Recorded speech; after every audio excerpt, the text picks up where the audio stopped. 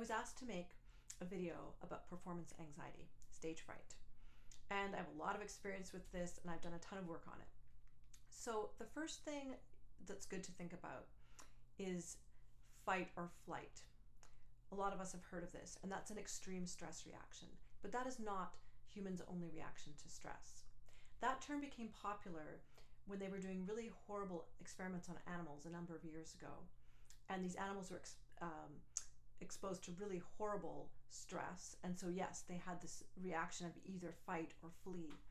But ideally, we're not under life-threatening stress, and there are other beneficial reactions to stress, such as the challenge state and the friend and befriend state.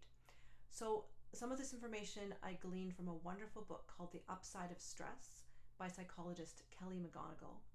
And I'll reference that in the description of this video along with some other resources. And so for the challenge state, you're going to feel your heart beating a little faster because you're going to be getting more oxygen, more blood going to your brain and your muscles, which you need. You're going to have this increased awareness, which is very useful. So this really helped me just to realize that some of these physical symptoms are beneficial and not to fight them or feel upset by them. And also the friend and befriend state reaction to stress, that feeling of connection with an audience, of wanting to express the music, is actually one of our responses to stress, and that's actually very good. And when you're stressed by something, it means you care about the outcome, and that's a really good feeling to have. Then let's look at context. So when we see a world famous soloist get up there and play a concerto flawlessly, it's easy to assume that they don't have nerves, or they don't feel nervous. So I'm an orchestral musician, and I often sit very close to these wonderful artists on stage, and I can assure you they all feel nervous, and they play very differently in the concert to the rehearsal. But I think most of the time they're in that challenge state, and they're playing pieces they know extremely well, that they feel very comfortable with, and that they've probably performed many, many times before. Unfortunately, most of us don't have the opportunity to perform things many, many times. And we don't always get to prepare to the optimal level, depending what's going on in our lives. And so how do we deal with that? So I would say that connection to expressing the emotions, that connection with the audience can really take you a long way, and focusing on the positive aspects. And that brings me to practicing in performance mode.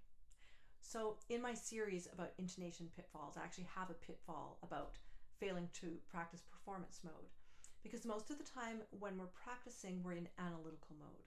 We're analyzing problems and we're solving them, and we're stopping and we're going over things. But part of every practice session should be in performance mode, where you just express yourself, you go for it, you're in the moment no matter what. And a good way to practice that is to record yourself, whether you listen to it or not. And the rest of the time, even when you're in analytical mode, if you can have part of your consciousness that someone could be listening, and that you want to take care with every note and really be present and not distracted, that can really help as well. The last thing you want to do is go on stage and be on, automatic pilot. You want to be really, really present.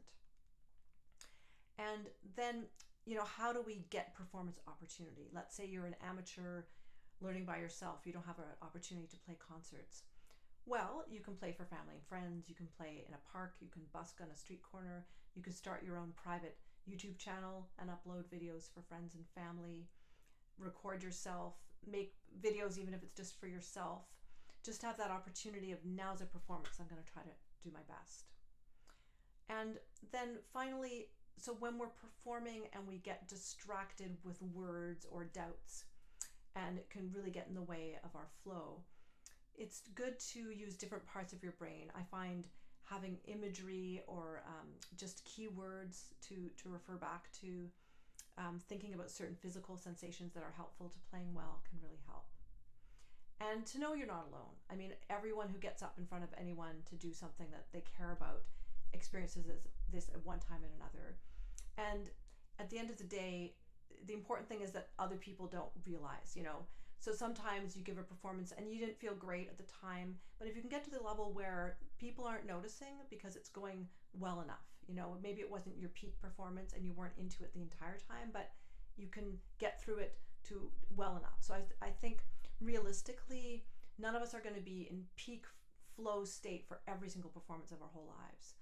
But we can be in the state where we're enjoying it most of the time and we're not going to be panicking. That brings me to one final thought.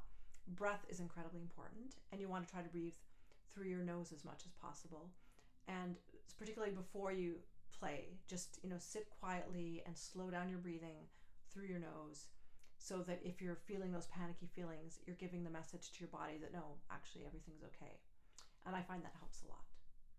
So let me know in the comments, or you can email me or message me if you have experiences or any further questions about this really important topic.